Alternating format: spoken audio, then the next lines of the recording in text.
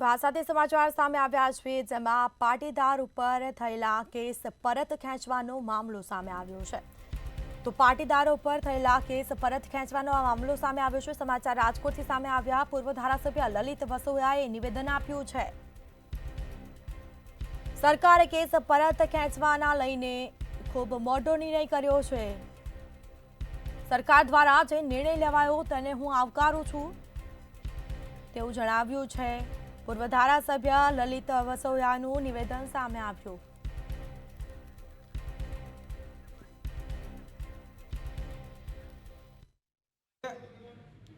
મીડિયાના માધ્યમથી મને જાણવા મળ્યું છે કે ગુજરાતની ભારતીય જનતા પાર્ટીની સરકાર પાટીદાર અનામત આંદોલન વખતે પાટીદાર સમાજના જે યુવાનો એના હક માટે, એમને ન્યાય મળે એટલા માટે જે લડાઈ કરતા હતા એ યુવાનો ઉપર સરકારે આંદોલનને તોડવા માટે જે ખોટા કેસો, રાજદ્રોહ, દેશદ્રોહ જેવા કેસો કર્યા હતા એ કેસો પાછા ખેંચવાના છે એ સમાચાર મળ્યા છે।